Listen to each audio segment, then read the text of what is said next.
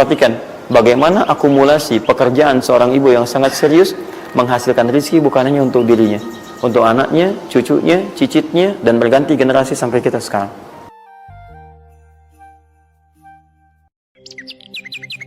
Nah, jadi prinsip yang pertama, kita harus punya komitmen yang kuat dengan Allah. Kata Allah, kerja ya kerja. Kata Allah, usaha ya usaha, jangan diam.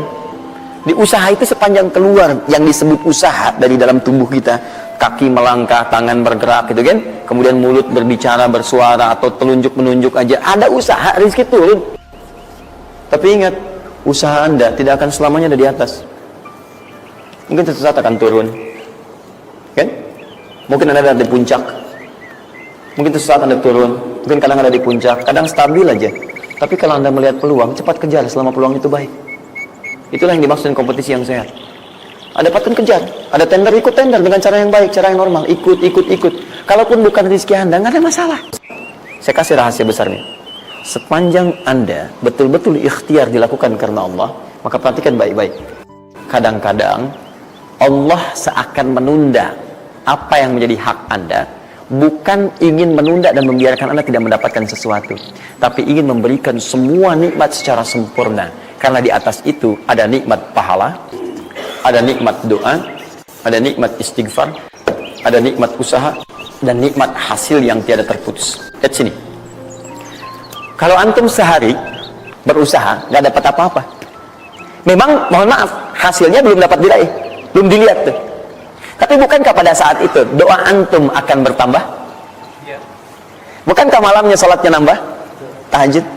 Bukankah di situ kadang-kadang kita istighfar, ya Allah? Teman-teman, bukankah istighfar menggugurkan dosa? Bukankah berdoa menambah harapan, mengakumulasikan sesuatu?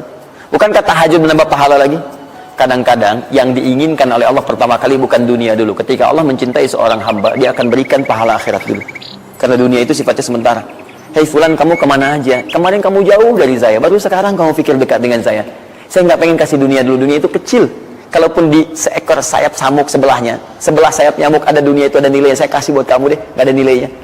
Ya, karena itu saya ingin kamu akhirat sempurna dulu. Saya ampuni dulu dosa-dosa kamu yang kemarin. Begitu sudah diampuni, hari kedua istighfar lagi diampuni, saya kasih pahala yang banyak. Begitu pahala udah dapat, dosa udah diampuni, baru dunia diakumulasikan. Karena hukum dunia itu, kalau antum usaha akan terus diberikan. Jadi nggak ada yang nggak dikasih. Jadi kalau antum sehari bekerja ini, kelihatannya nggak dapat apa-apa. Bukan nggak dapat apa-apa, disimpan untuk diakumulasikan.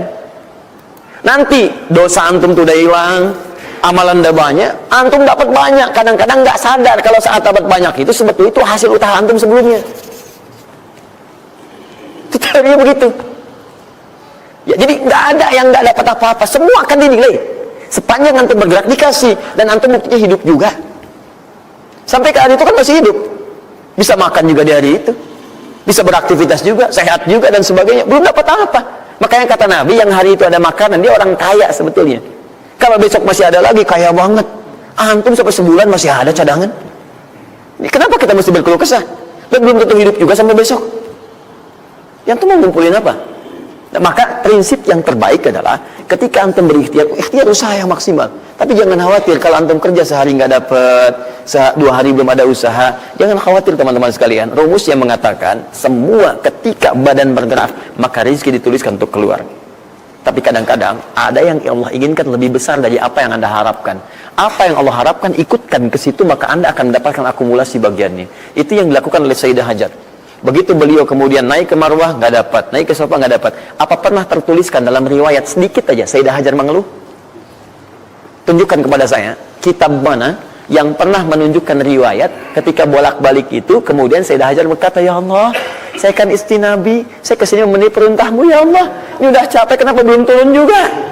Pernah nggak? Kedua, ketiga, keempat, kelima, sampai ke yang ketujuh. Begitu sampai di Marwah, baru kemudian diakumulasikanlah itu. Apa yang terjadi? Ibunya yang usaha bolak-balik. Akhirnya keluar dari mana? Anaknya, kakinya kemudian menghentak lagi. Tiba-tiba keluar air dari situ. Pertanyaan saya, ibu yang lebih tahu di belakang. Kan kalau anak itu sedang haus, pasti tangan kakinya bergerak kan? Kenapa saat pertama disimpan bergerak, airnya keluar? Sudah 7 kali bolak-balik, baru air keluar. Silakan lihat riwayatnya. Pada hentakan itu, ketika 7 kali ibunya bolak-balik, malaikat mengepakkan sayapnya. Itu yang menghantam air dan keluar air. Malaikat yang ditugaskan Allah memberikan rezeki namanya Mikail. Itu ada di Quran surah kedua ayat ke-98. Ya, man kana aduwwan lillahi wa malaikati wa rusuli wa jibril wa mikail. Mikail. Di antara tugas Mikail oleh Allah ditugaskan untuk memberikan rezeki. Yang paling menarik, perhatikan baik-baik. Begitu airnya keluar, ibunya sedang di marwah, sedang berdoa nih. Makanya kalau sa'i di sofa ngadep ke kiblat berdoa dulu, ke marwah ngadep ke kiblat berdoa dulu. Begitu sedang berdoa nyampe ke marwah yang ketujuh, anaknya lebih kencang menangisnya. Ibunya mendengar suara nggak biasa, dikejar ke sini. Begitu kejar ada air. Apa kata ibunya? Lihat kalimatnya. Zam, zam, zam, zam. Ibunya tidak mengatakan ijma, ijma, ijma, tapi zam, zam, zam, zam. Zam itu artinya kumpul jangan berhenti, kumpul jangan berhenti, kumpul jangan berhenti. Sampai sekarang air itu tidak pernah berhenti. Perhatikan bagaimana akumulasi pekerjaan seorang ibu yang sangat serius menghasilkan rezeki bukan hanya untuk dirinya, untuk anaknya, cucunya, cicitnya, dan berganti generasi sampai kita sekarang. Kita aja ke zaman Nabi Muhammad, itu teman-teman sudah lewat 15 abad. Nabi Muhammad ke Nabi Ismail 29 generasi. Satu generasi bisa ribuan tahun.